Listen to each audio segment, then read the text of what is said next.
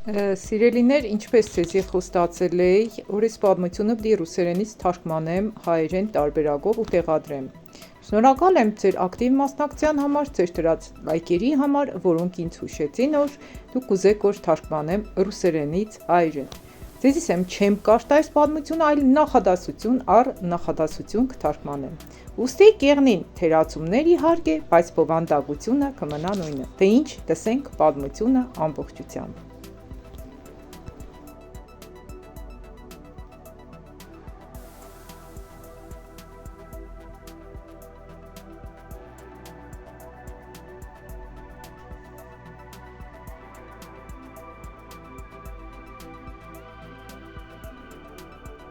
Սիրելիներ, այժմ կցանկանամ ցեզի թարգմանեմ այն պատմությունը, թե ինչ տեղ ունեցավ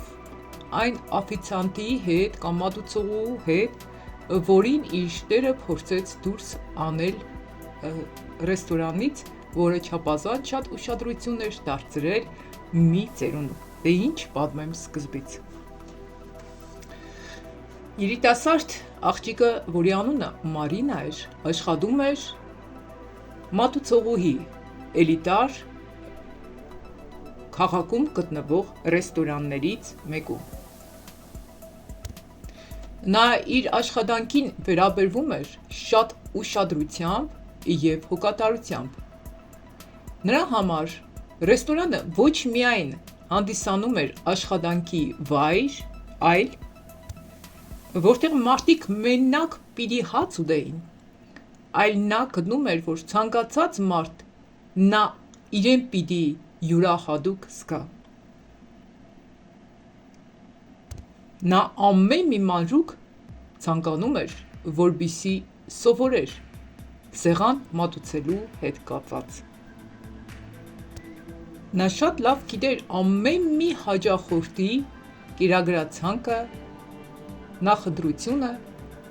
և շատ ուշադրությամբ ու հոգատարությամբ էր պարուրում իրենց։ Նրա ուշադրությունը ամեն մի մանրուքի վրա մթնոլորտը դարձնում էր ավելի տաք և ավելի հյուրընկալ։ Ցանկացած մեկը, ով գալիս էր այդտեղ, նա իրեն նկատում էր ոչ միայն սովորական որպես հաճախորդ, այլ նաև ցանկալի որպես հյուր։ Մի անգամ ռեստորան մտնում է մի ծեր տղամարդ։ Նա նստում է պատուհանի մոտ ու մտազբաղ նայում է մենյուն կամ կերակրացանկը։ Եվ նա շատ մտահոգված էր երևում։ Մարինան նկատեց դա և առանց կասկածելու մոտեցավ, որպեսզի օգնի նրան։ Եվ շատ հանգիստ բացատրեց իրենց կերակրատեսակների կարևորության մասին և նաև առաջարկեց խմիչք գինի։ Ծերունին շատ հետաքրքրությամբ լսում էր նրան, հետո քննում էր մանրամասնությունները և այսպես խոսակցությունը երկարեց։ Ռեստորանի կառավարիչ Արտյոմը հետևում էր այս ամենին շատ լարվածությամբ և բարկությամբ, և նա մտածում էր, որ մատուցողուհին մի հաճախորդի վրա չափից դուրս շատ ժամանակ է տրամադրում։ Հետո իր համբերությունը վերջացավ։ Մոտենալով Մարինային, նա սկսեց բարձր ձայնով ցույց տալ իր դժգոհությունը, մեղադրելով նրան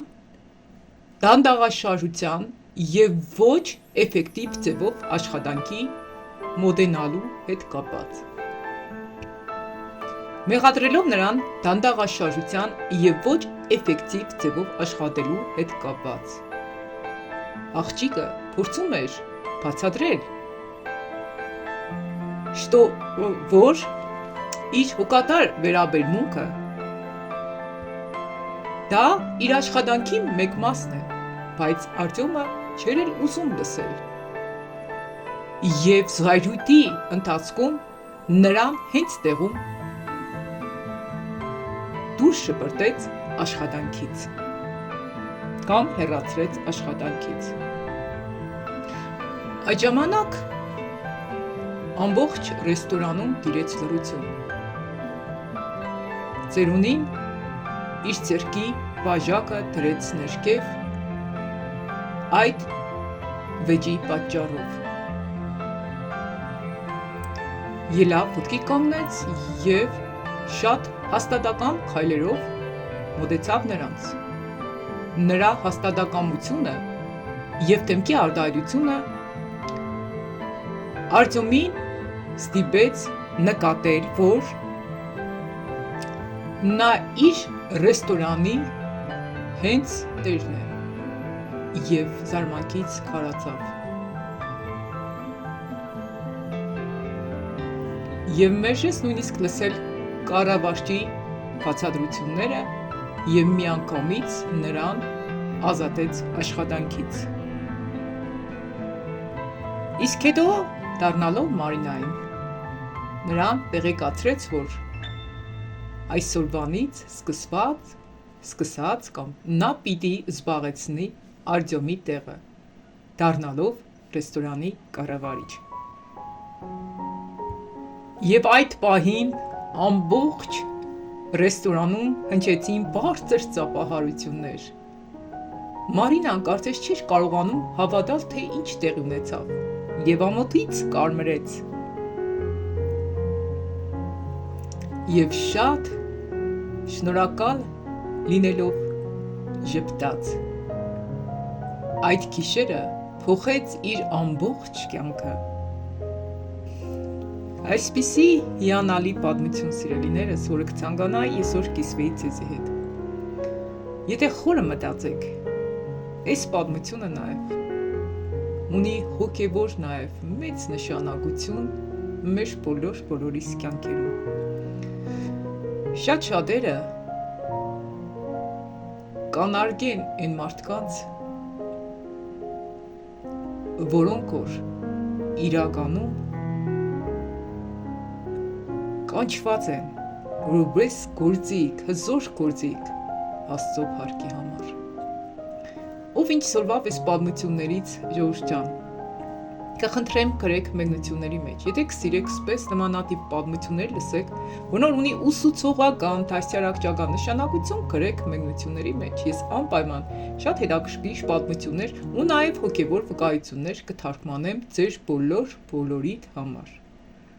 Ժողովուրդ ջան, չմոռանաք բաժանորդագրվիք մեր ալիքում, ովքեր բաժանորդագրված չեն, ինչպես նաև սեղմեք զանգակի կոճակը, որպեսզի երբ որ նմանատիպ պատմություններ տեղադրեմ, առաջինը դուք ստանաք։ Լավ մնացեք։